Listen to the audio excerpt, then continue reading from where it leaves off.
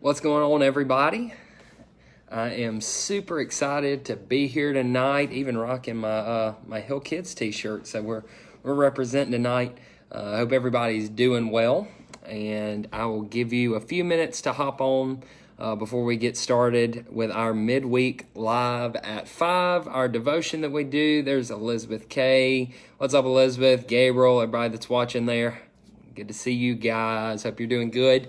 Don't forget, like and share this really quickly. Just take 2 seconds and do that for me.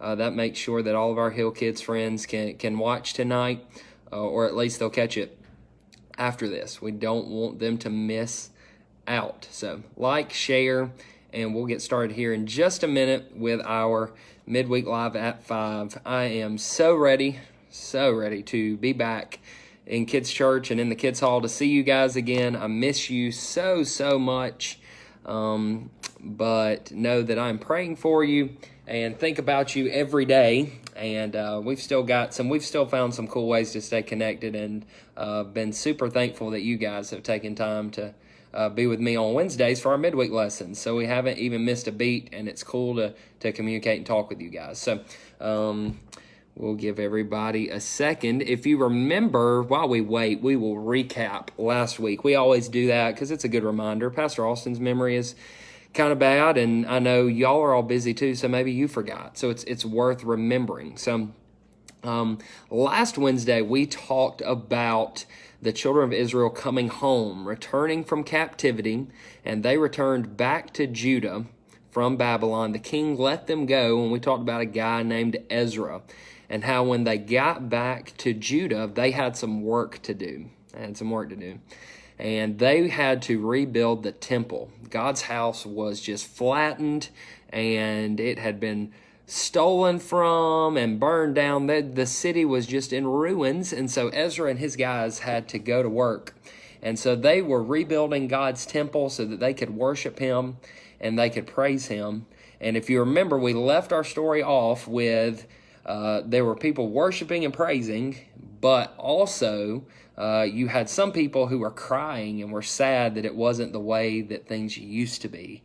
And so the people who were worshiping started praising even louder, so that the people who were crying couldn't be understood, couldn't be heard, and people would not know that they were upset. So that's kind of where we left off last week. God's temple had been rebuilt in Judah. And that's pretty much what the whole book of Ezra is about. Well, tonight, as some more people come on, there they come. There's my dad. I'll try and call your name out if it pops up on my screen. If I don't call you out, I promise I'm not ignoring you. It's just because your name didn't show up on my screen. So, but thankful that you're watching. Click like, click share, and let's talk about this. I've got my Bible tonight, and it's the book right after Ezra, because remember, in the Gospel Project, we walk through things in order. And so it's the book right after Ezra, and it's a book called Nehemiah. Now, some of you out there may have heard of Nehemiah. Some of you may have no idea who Nehemiah is. And so tonight, we're going to talk just a little bit about his story. And we're going to talk about chasing our dreams, following our dreams, because if there's anybody who knew how to do that and chase a dream that God had laid on his heart, it was Nehemiah. Chris Hale, what's up, my man? You guys are doing awesome up there in Laverne. Been keeping up with y'all stuff. Y'all are killing it. Awesome job. Good to hear from you. And hopefully this thing ends pretty soon and we can get together. So let's talk a minute about Nehemiah and how he chased his dreams. And so, of course, if we're going to talk about that, I've got a question for you, and I need you to interact with me tonight, okay? Or later if you watch this, I need you to interact with me. I need the energy today, okay? You ever just have one of those days where it's just kind of like, ugh, okay? We all have them. So I need some energy tonight. So I need you to talk to me. What is something that you dream of being when you grow up? When you grow up, what is something that you dream of being, or something that you dream of doing? And adults, you can play along too if you want to. What is something that as a kid that you dreamed of being when you grew up, or maybe as an adult now, you still have a dream of something that you would love to do? Maybe it's like a bucket list item or something. Gabriel, soccer player. Why am I not surprised? And I totally believe you can reach that goal, that dream. You're a pretty awesome soccer player. I've seen you play and score goals a bunch of times. So you're very good. Let's see. Nikki's watching. What's up, Nikki and Alex? So in case you missed the question, I'll rehash it because a few more people have hopped in here. Kids, what is something that you dream of being when you grow up? What is something you dream of being when you grow up? And adults, you can play along too. Something that you wanted to be when you grew up, or maybe even now you still have a dream of something you'd like to do. It's just a dream, something that you just think would be awesome if you could do it. Highway patrolman, absolutely. While I'm here and while I'm waiting to hear from your answers and such, Pastor Austin wanted to be an FBI agent for a while, or at least a police officer, and really thought that's what I wanted to be, and then God changed my plans, and here I am as a children's pastor, so pretty much the complete opposite. I've went from running down bad guys to running down you crazy kiddos in the kids' hall, so we still have a good time, and so I could not be happier. And so we're going to talk a little bit about our dreams. Let's see, Nikki says marine biologist was mine, and Alex wants to be a ballerina. Both very cool. Super cool careers and jobs. Those are neat. So I know lots of you out there probably like athletes, or you want to be a scientist or a doctor. So if you catch this, comment and talk with me. But let's talk about something else. I know we all have dreams, or we all have goals, things we want to do. But if you're like me, I bet you've had this happen to you. Has somebody ever told you that was not possible? That the dream that you had or the thing that you wanted to do was just crazy? It was impossible? Maybe that person laughed at you, said, good luck. That's never going to happen. Has that ever happened to you guys? Anybody ever told you something like that? Pastor Austin's even had dreams like not too long ago, or things that he shared, or things we want to do, or things that have been in my mind, and maybe shared it with somebody and they were like, dude, you're crazy, or good luck with that. Okay, yeah, that's hard. That's you're gonna have a hard time with that, but best of luck to you. All right, sometimes we can be really excited about our dreams and the things we want to do, or we can be excited about an idea we think we have, and then maybe we share it with somebody and they're a little negative. And if you know, like I know, sometimes negativity, it just weighs you down, right? You're like, you went from being really excited about this idea or this dream to maybe I can't do it, right? Sometimes we'll talk ourselves out of our dreams. Sometimes other people will talk us out of it. Nikki says, yeah, my chemistry teacher in college. Absolutely. So, hey, even teachers, right? But, hey, you've still done great. And I saw something the other day while we're on this. That makes me think you're a chemistry teacher when you said that. One of the football players, if you know, the NFL draft was just like last week. So all my football or sports people out there. And one of the players that got drafted in the first round, he was a first-round pick. So that's a big deal, right? Out of all the players, he was a first-round pick. He was one of the top 32 guys, and he put something on Twitter. He tweeted and said that his teacher told him in high school, because he always had a dream of playing football, and he said his teacher told him in high school that he should stop it. Being a professional athlete was a ridiculous career and idea, and he should pick something else to do. And just last week, he was a first-round NFL draft pick. So he showed that just because somebody has an opinion about your dream doesn't mean that it's true. And this guy in the Bible we're going to talk about tonight, Nehemiah, he shows that same thing. So let's talk about him for a little bit, because maybe you don't know much. Now, like I said, Nehemiah is right after the book of Ezra. And in Ezra, they're focusing on rebuilding the temple. But Nehemiah is wanting to rebuild the walls around the city. Now, if you know anything about a city, what do you think the walls could be used for? What could the walls around a city be used for? Why even have walls around a city? Why would it be important? Or why would it be a bad thing if walls were not around your city? Could be, in Bible times, that's a pretty big deal to not have walls. Nehemiah wanted to rebuild them because probably, as you've already guessed, walls were protection. They were safety. And Judah had no walls. Ezra had rebuilt the temple, but nobody rebuilt the walls. And Nehemiah was in a far-off land, and he was with the king, and he was the king's cupbearer. And you say, Pastor Austin, what in the world is a cupbearer? I don't even know what that is. He just hold cups? Well, kind of, sort of. but not really. He would test sometimes in Bible times. If people didn't like the king, they would try to poison him in his drink. So he'd drink something and then he would, right, he'd die. So the cupbearer had a pretty scary job. It was his job to test the cup, drink it, make sure, oh, it's okay, and now I can give it to the king. So if anything bad was in it, the cupbearer got the bad end of that deal. They were going to die and the king was going to be okay. So that was Nehemiah's job, and it's a pretty scary job, not going to lie. Anybody out there think they would want to be a cupbearer? Not me. I'm not signing up for that job. So Nehemiah goes to the king one day. He hears that the walls around Judah are destroyed, and he feels like God has laid it on his heart. He has a dream to go home and rebuild the walls. But he knows the king has to let him go first. He has to get permission. So he goes to the king. And he said, in the Bible, it says Nehemiah went to the king, and he didn't act sad. He seemed like he was okay. But the king said, Nehemiah, you look sad. And what's going on? And Nehemiah was kind of shocked and scared. Well, he said, well, king, the problem is back home in Judah, the walls around my city are destroyed. And so the king says, okay, Nehemiah, well, what are you asking me for? What do you want me to do? And Nehemiah said, will you give me permission to go home and to rebuild the walls around Judah, to rebuild the walls around God's city and help his people? And the king, surprisingly, gave Nehemiah permission to go do that. He said, absolutely, you can go. And he gave him a letter from the king that told people, hey, this guy's from the king, let him pass. He is on a mission from the king.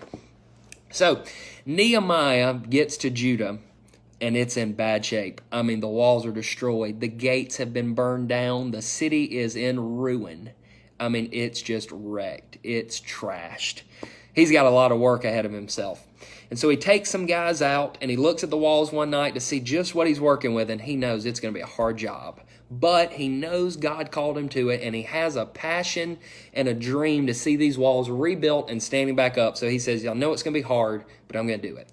So he gathers the people together, and he starts telling them what he wants to do. And the people said, you know what, Nehemiah, let's do it. Let's rise up and let's build the walls. We are with you. We will help you build them. So, okay, so Nehemiah's he's got people now who are going to help him rebuild the walls. But, yep, there's always a but in there. You knew this story was going to turn some way, didn't you? We wouldn't be talking about dreams and people discouraging us if somewhere in Nehemiah's story, somebody didn't try and discourage him. There were these 3 guys that came along, and their names are funny. They are crazy names. They are weird Bible names for sure. Sanballat, Tobiah, and Geshem. All right, Sanballat, Tobiah, and Geshem. Those are the 3 guys who come up to Nehemiah, and they weren't even a part of God's people. They didn't live in this city. They weren't from Judah. They just heard that somebody had a dream to rebuild the walls, and they said, you know what? We're going to go and discourage him and tell him why this can't be done. So they rode over, probably on their donkeys, and they ride over to the city. And the Bible says as Nehemiah is starting to build, they are jeering at him. They're just making fun of him, and they are discouraging him and saying, you crazy guy, what are you doing? Are you trying to rebuild these walls? Are you disobeying the king? The king's going to be mad at you. Dude, there's no way you can do this. Sanballat, Tobiah, and Geshem are standing there discouraging Nehemiah while he's trying to see his dream come to pass and trying to make it happen. That's pretty discouraging. To be working on what you feel like God has called you to do, it's your dream, it's your passion, and then here's these 3 guys down here discouraging you and telling you why it can't happen. But Nehemiah had a pretty cool response. He told them, he said, guys, God is going to help me do this. He's going to help us do this because this is the dream and the passion and the goal he's given me. And he looked at them and he said, and also, you guys aren't from here. This isn't your dream. This isn't your goal. God didn't tell you to do this. You just showed up to discourage me. So why don't you guys go? Bye. I'll see you guys later.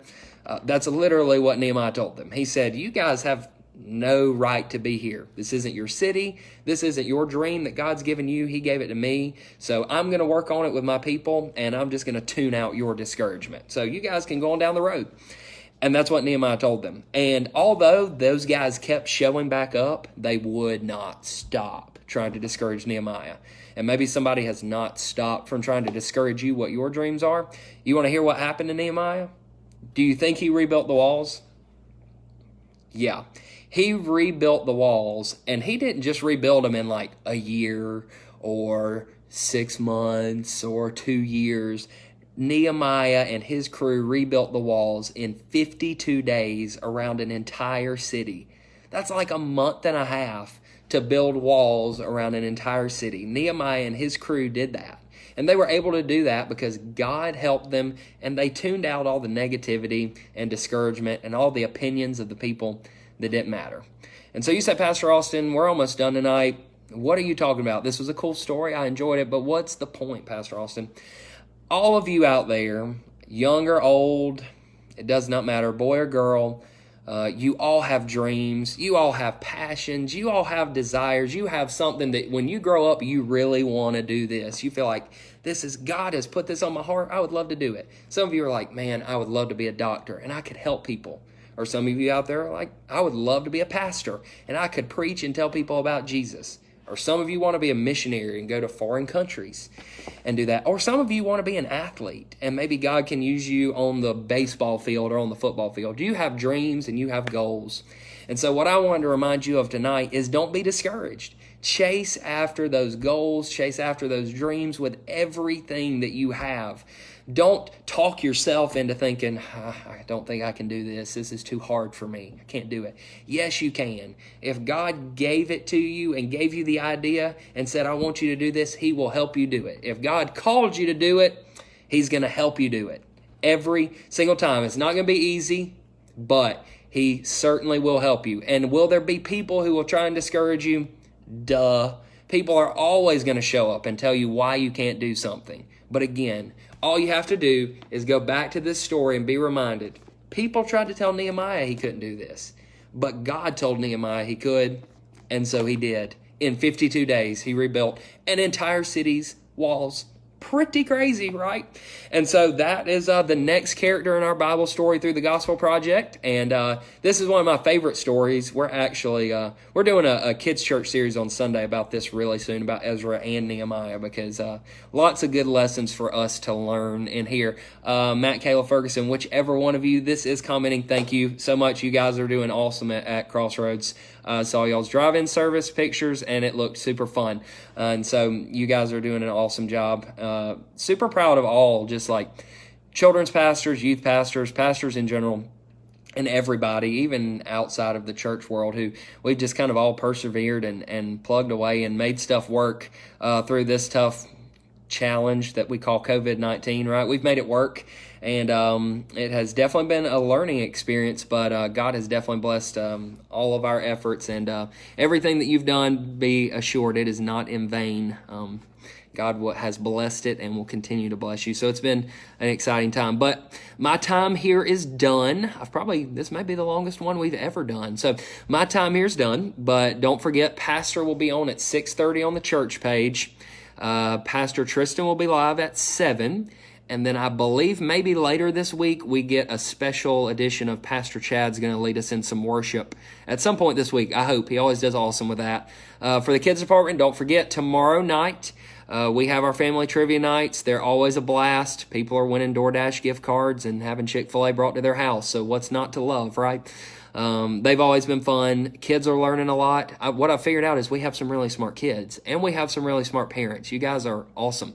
They're always close and we always have fun, and we get to talk and hang out too while we answer questions. So it's always fun. It was great to see you guys tonight. Great to hang out with you, and I will see you all later. Have a great Wednesday.